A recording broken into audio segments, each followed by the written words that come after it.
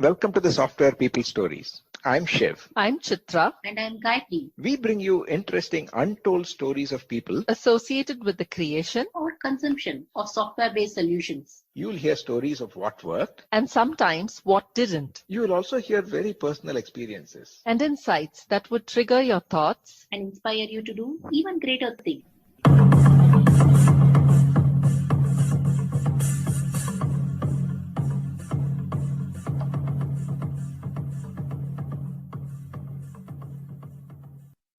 Guruprasad Krishnan, my PM Power colleague, features in this episode of the Software People Stories. Guru narrates the story of his career that started with a love for programming and how he got recognized for his work. He then shares how he transitioned into different roles of a manager and a coach and being inspired by some really great mentors with whom he had an opportunity to work with. He also believes that he has truly found his Ikegai. Let's listen to how that came to be. Hi, Guru. A very warm welcome to you to the Software People Stories podcast. I'm looking forward to this conversation with yet another PM Power colleague. A very warm welcome to you. Thanks, Chitra. Thanks for providing this platform for me to talk about myself.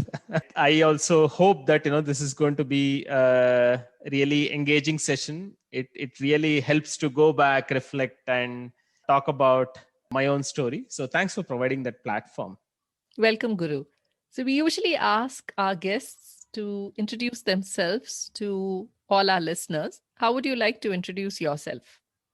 My name is Guruprasad. People generally call me Guru. I've been with IT for about 20 years now. In fact, more than 20 years. I've played various roles, started as a software developer, then moved on to management and leadership responsibilities. Since last 7 or 8 years, I have been with coaching and consulting. And I somehow believe that, that's like my Ikegai. I get a sense that I was born to coach and consult. That way, I'm in a really good spot, good place. Outside the work, I'm married and have 2 daughters. Been born and brought up in Bangalore. Haven't worked much outside Bangalore except for 1.5 years in Singapore. Out and out South Bangalorean, I can say. That's nice, Guru. Thank you. I'm certainly going to ask you a few questions on why and how you discovered coaching to be your Ikigai. But before we get there, how did your journey into the world of technology and software begin? I was always interested in computers. When I say always, I mean, even when I joined for my engineering, for some reason, I studied mechanical engineering. So for the 4 years, I studied something. And after that, as a career, I pursued something totally different. I know that I'm not unique in that because that was also the time when software industry was just coming up. And I should say, it was considered as one of all my parents used to say that, this my colleague's son is working in TCS, another colleague's son is in Wipro, Infosys. These were the 3 companies that I used to hear a lot about. So I don't know if that was something that was always back at my head or for whatever reasons, right? So software, even developing software somehow attracted me. It appealed to me, right? So even when I took mechanical engineering, I was not so good in mechanical. That was also the kind of place, where I was discovering, what is it that I was good at. There was maths, there was logic. We also studied Fortran as part of our first year engineering studies. I excelled in it. I think, that sort of gave me a hint that, programming is the way to go. And also the fact that my aptitude was not so great with mechanical engineering. I thought this is where I'm going to go. And a lot of my friends after engineering also pursued IT. So I think, that just fell in place, and then I pursued IT as well. So I did my courses. Unix and C was hot during those days. I joined the course and I was pretty good. And I did realize that I was damn good at programming, and this is where I want to be. And I think, that actually helped me to get to the doors of IT industry, I believe. So once you discovered that you were really good at programming, how did your career take off from there on? What from your work as a developer would you like to share in terms of some of the experiences that you had, and what were some of the takeaways from your life as a developer?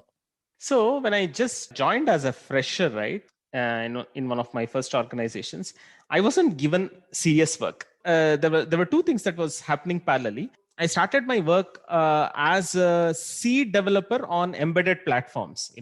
You see these POS, point of sale devices, where you swipe your credit card, debit card. So we were developing applications on that. I was developing on POS that was not meant to go for production. It was more like, since I was a fresher, there were other people who were deployed into, getting into production. And both the developments were happening parallelly. After 3 to 4 months, people started to realize that the development on this non-production box was happening so well. And they were pleasantly surprised that, I had done a really great job.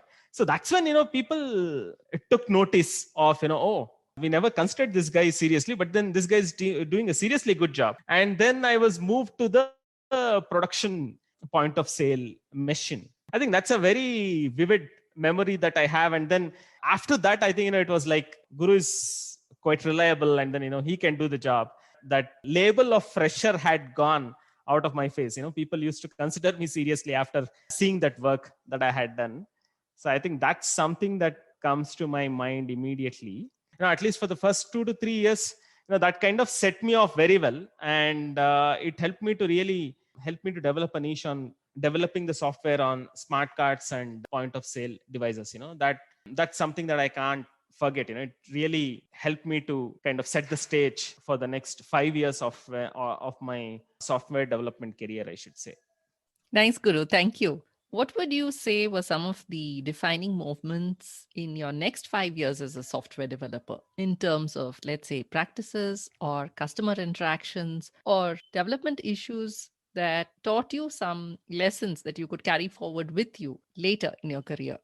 I think, it's that fifth year when I was in Singapore, right? While that was also a defining moment in a way, which I'll come to later, there were a lot of lessons for me there because, I worked very close to the customer there. Before that, the customer was pretty far. The first 2-3 years, at least, it was like a product development, and, I was not talking to the customer or a potential customer. So it was all about, how do I do this, given the requirements, how best or what best can I really do, make sure that there are no bugs and develop whatever is required. And it was almost all to myself and probably talking to a few of my colleagues, and that too very rarely. Whereas, this experience of being in Singapore and working in the customer environment, and also the fact that I had to talk to the backend people, the server people with whom my software had to work with, integrate with. These kind of posed a lot of challenges. Number one, that was Singapore. So it was culturally very different. I didn't understand all these things at that point of time. Of course, I knew that, it was culturally different, but I didn't know how that was really going to impact me or my work. The fact that, I had to talk to a few more people also kind of posed a bit of a challenge in the sense that, that's not something that I was used to in my workplace. I vividly remember a day, where I was supposed to deliver something I could not, right? And then there was a huge issue and escalation because of that. It took a day or a couple of days for me to really come back from that situation and then see, what really happened. Finally, in a couple of days, I was able to resolve the issue because I was stuck with a technical issue. There was hardly anybody to help me with, even within the company. I just kept telling my manager that, it's going to, because somehow for me, it was like, it was that one small moment, somewhere I have to debug it. And then once I debug, it's going to be resolved. Whereas for my manager, he had multiple stakeholders whom he had committed his timelines with, and I didn't really understand all that complete ecosystem. So for me, it was just about completing that job and letting him know that, no, it's just a small thing and I should be able to do it by tomorrow. But I realized that, that tomorrow came and then I was not able to do it. And a good thing was that, I worked over a weekend, or, he asked for extra time with his customer, he had a bad experience. I somehow worked for next 3-4 days continuously just to debug this, finally released it, then it was all appreciated. It went on well and all that stuff. But what this really taught me was keeping all the stakeholders, to let them know about what's really happening, and also asking for help. That's something which I was not used to at all. At that point of time, I was not even a team. I was just a one person who was working on this point of sale device, and then working with the backend team to integrate the code and stuff like that. But it was all completely dependent on me. I still believed that I could have raised the alarm and then said that I'm facing this issue, and then I don't know how to solve. Maybe I would have got some help from somewhere. So I think that's something which I learned.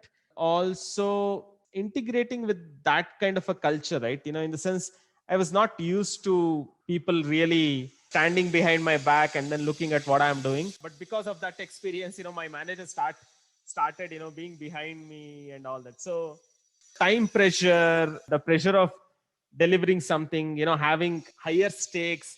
Now, these were all the things, which I kind of learned. These were the lessons that experience taught. Nice, Guru. Very nice.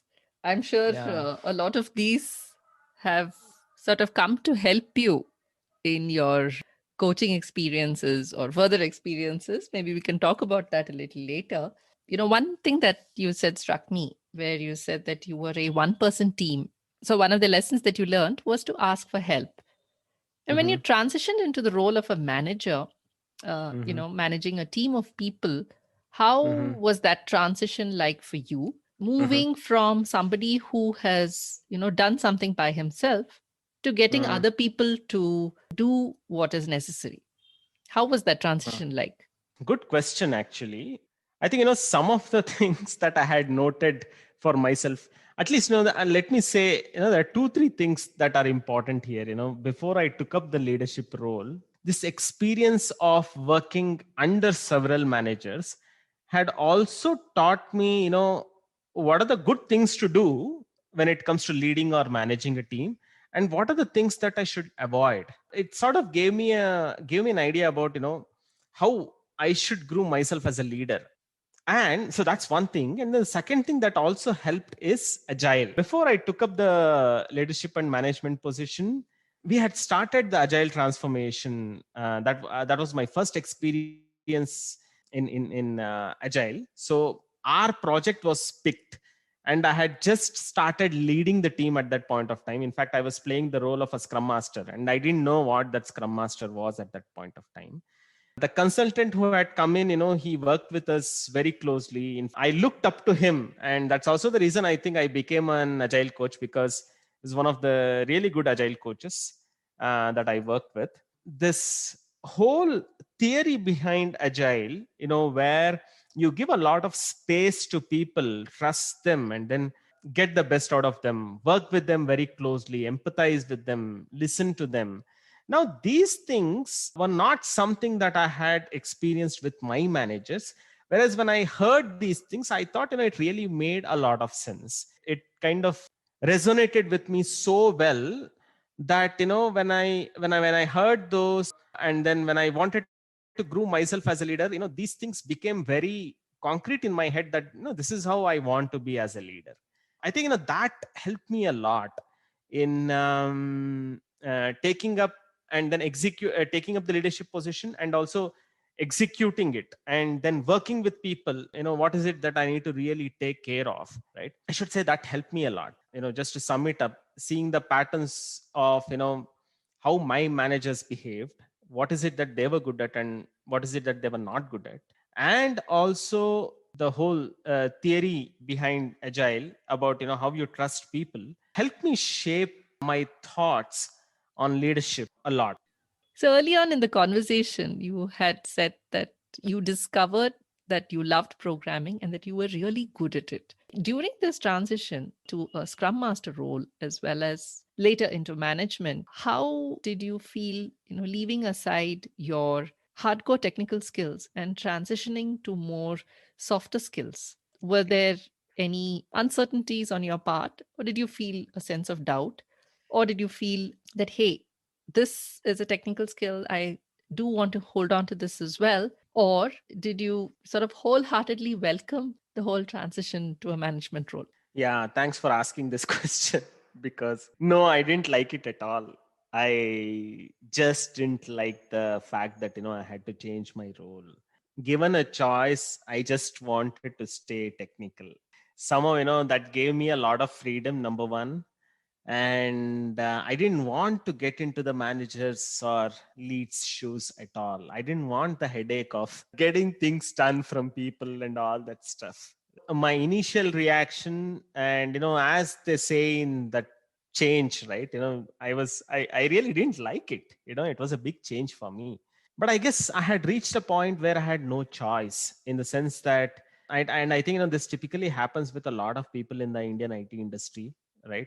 I have often spoken about it to a lot of people, with a lot of people, that if you have to grow, or if you have to move up, especially in the Indian service industry, because that's where I was, you have to take up a leadership position. There's just not enough things for you to do to continue technically. There were not just enough opportunities. So ultimately it came to a point where I had no choice. So the message was very clear: if you want to grow, Guru, if you want to move up, the only way is to take up the leadership position. So quite reluctantly, I took that up, and I didn't know that I am going to enjoy this so much. I thought I'm going to just do programming, and that's it. And I've seen in a lot of Western countries, that's how it is. I've seen, like I said, in Singapore, where I was working with a lot of people, there were two Germans, who were like 50 plus, and they were programmers. So I knew in other economies, it was all possible, but somehow in India, it was very difficult. So reluctantly, I just took it up. Slowly started realizing that this needs a lot more skill, but at the same time, I had it. It was not like I did not have it in me.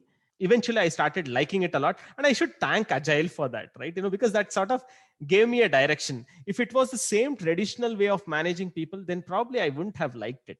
The fact that we were moving into Agile, and I love the whole management theory of Agile. So I think that kind of helped me to start liking that job as well. And then as I started doing it, of course it was challenging. It was not so easy. I had to deal with all sorts of people with different personalities. But eventually, that's what was the learning. If it was all straightforward, then I wouldn't have learned, I wouldn't have grown, and I wouldn't have become a coach, which is heavily people oriented. I think, I started enjoying after a certain period of time.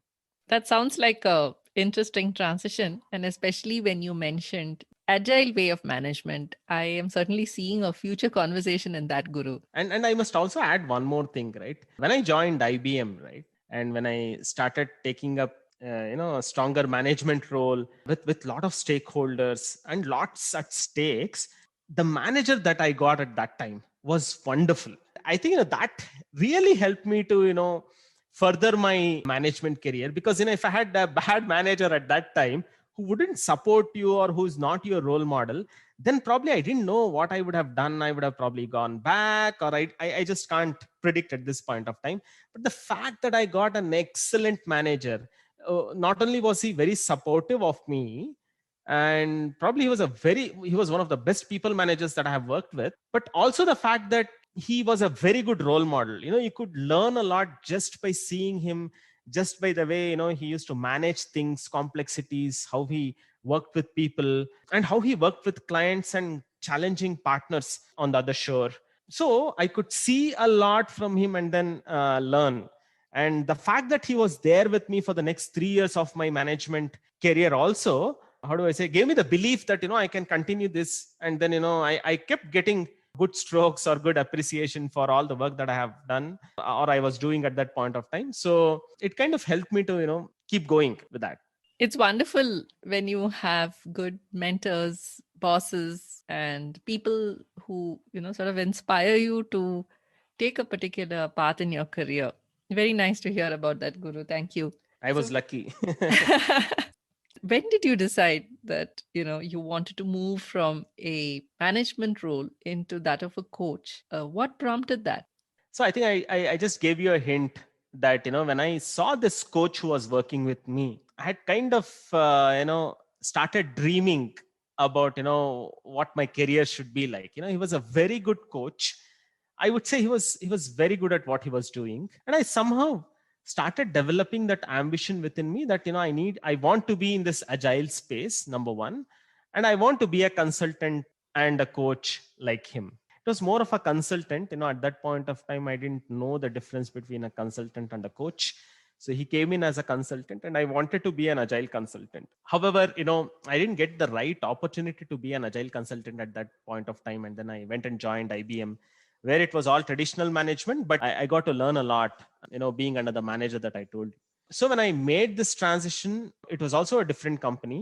I had joined for the first time, I had joined a non-service organization. When I joined this organization, I joined this as an organization as a manager itself.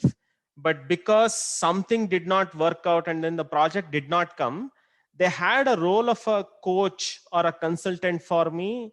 And then my manager just wanted to check with me if I want to go ahead and then do that, because, it's taking time, that is the work was not coming from onshore to offshore. It was taking a lot of time. And then, I was almost idle for a couple of months or so.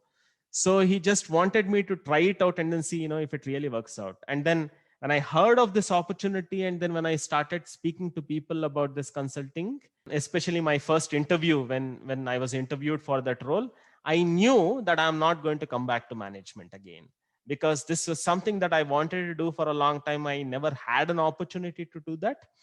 And now that I got that opportunity, I knew that, I wanted to stick with it, learn, and then thrive in this new dream job that I wanted to do for a long time.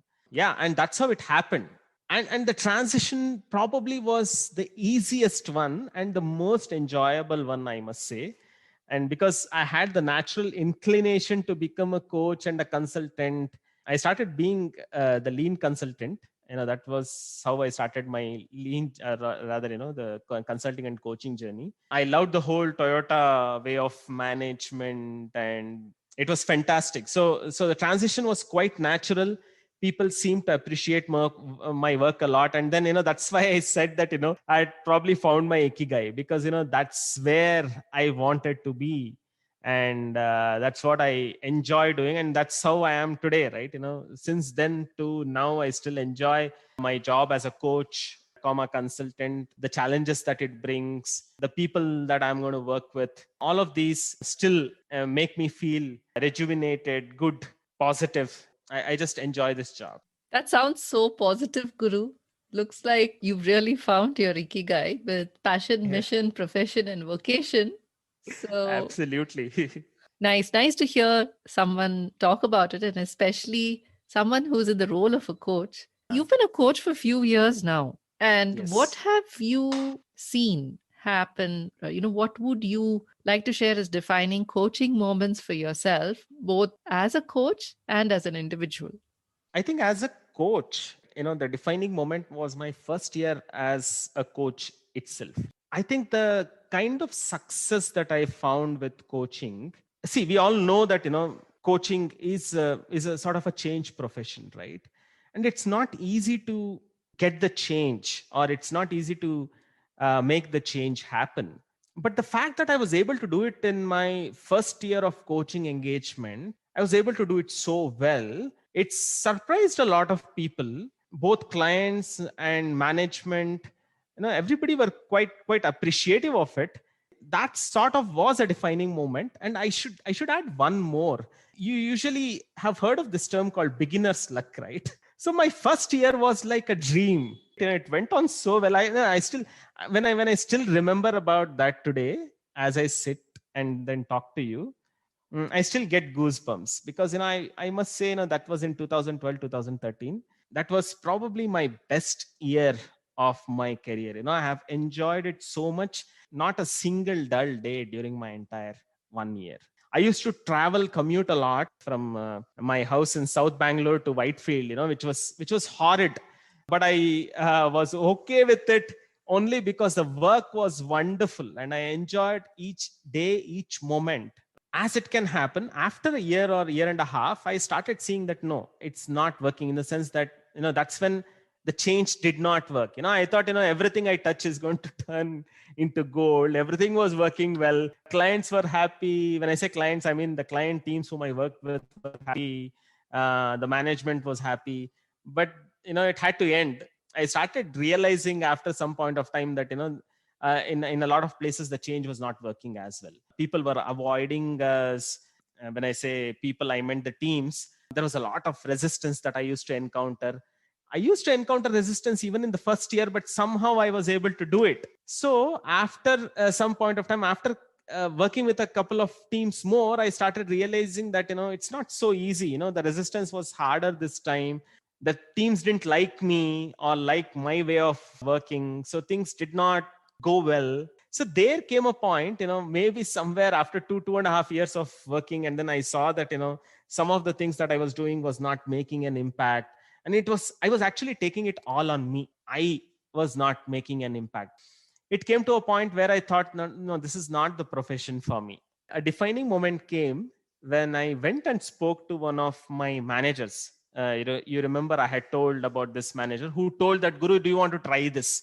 And then come back after, we get the transition from onshore. And then I never went back. So this is the same manager I went to. And then I said that, you know what? I don't want this profession anymore. I think, things are not working. I'm getting frustrated day by day. And I want to come back to, typical mainstream management. So I told him that, I want to come back. Do you have an opportunity? And then he said, yes, if you want to come back, I have an opportunity for you tomorrow. Take your time, decide, and then let me know. I do have an opportunity.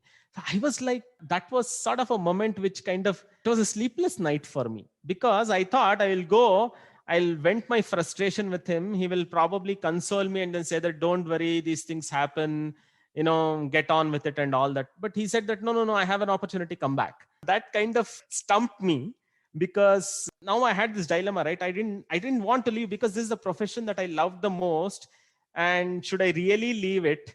Should I really go back to the management? Was all the thoughts that was happening that night. And that night I decided that something that I loved so much and I enjoyed so much and have invested so much, because that was also the time when I say investment, I don't just mean the money part, which I had joined some courses to become an ICF coach and all that. But that was not just that, but amount of passion that I had for this job told me that, no, you have created a niche for yourself. And then in the past, you have made it happen, and people have liked you and your way of working. And so I thought, that day I thought that, no, this is not something you have developed a niche, which probably a lot of other people have not. And you have this opportunity to grow further in this profession and then become better. That day, I kind of decided that, no, let me get over this frustration. Let me take a break. Let me talk to a few people. If it is really about my skills, let me see how do I develop my skills further. But I'm not going to leave this profession. That was the day when I went back to him, and then I told him this, that, no, I'm going to stick to what I'm doing. Thanks a lot for the opportunity. So he also appreciated me for that, and he was happy for me. I was also happy for myself that, I took that call and then stayed on. I would say that was like a really defining moment for my career, because if I had gone back to the management, I wouldn't be speaking to you now, Chitra. That's a nice story with a very interesting pivot, and all in the matter of one night. Thanks for sharing that, Guru. I'm sure a lot of people who have gone through similar flips and flops will be able to relate to it. So, as we come to the end of this conversation, what would you like to leave as messages for people wanting to tread down the path of coaching, or even look at technology as a career? So I would start with the coaching bit first, because that's what is coming to me. It's a tough profession. It's definitely not so easy. And by saying this, I don't want to discourage people. And I still believe that I have a long way to go. That's another thing with being a coach. You can always develop yourself. The way you work with people change. These are not easy things to do, I believe. Another very important part about the coaching profession is you will not see the outcome of this for a very long time, or you may not see this at all, in the sense that there is nothing tangible sometimes, that may really come out of your engagements sometimes, right? But you have to trust yourself, trust people, trust the larger universe, I must say. I know it's a bit spiritual, but at the same time, I believe coaching as a profession is also quite spiritual. For me, at least, it was not just professional, but it was much more than that. And it still is. I would say a lot of patience, a lot of self development, and a real passion for the job. If you don't have the passion for the job, it's better not to do this. This is not the place where you would see things happen very fast, very tangible, very successful. I would say these are the three things that you should have. Keep working on yourself, have patience, and trust people and the larger universe. And then it's really going to work. And there were a lot of moments when I was so happy to hear sometimes, for example, something that I had worked in 2018, some of those people, they came back to me and then said that, Guru, you know what, agile is still working here, and thanks to you, because we had tried agile so many times before you came and we never had the sustaining effect. We are all surprised to see that it's still working now, and thanks to you. I got this message in 2020. That was probably a wonderful moment for me. As I said, sometimes you don't see the outcome immediately, and sometimes by the time you want to see the outcome, you're not even there. It was really great to hear that, and it's also a validation that your good work goes nowhere. It would have made some impact, and it's just that you don't see it then and there itself. You need to have that patience and then trust the system. So coming to your second question, whoever wants to be part of the technology industry, I would say it's a very good industry to work with. I think it has brought in a lot of changes. Whereas in one way, it has also brought in a lot of stress. I see a lot of people stressed out, but at the same time, and being ultra competitive and stuff like that. The positive side is also that this is a wonderful industry, right? You get to work with the best. You got to learn a lot, and we all know that technology is the in thing, and then it's not going to go anywhere, right? Digital transformation is all about technology and people. It's an excellent industry to be part of. If you have passion and skills, you can definitely make a mark and have a very satisfying career, is all I would say. Thank you, Guru. It's been a wonderful conversation with you. So thank you very much for giving us your time here today. Thanks, Chitra. It was wonderful to reflect on my last 20 years and then reflect on my ups and downs. Thanks again for providing this platform.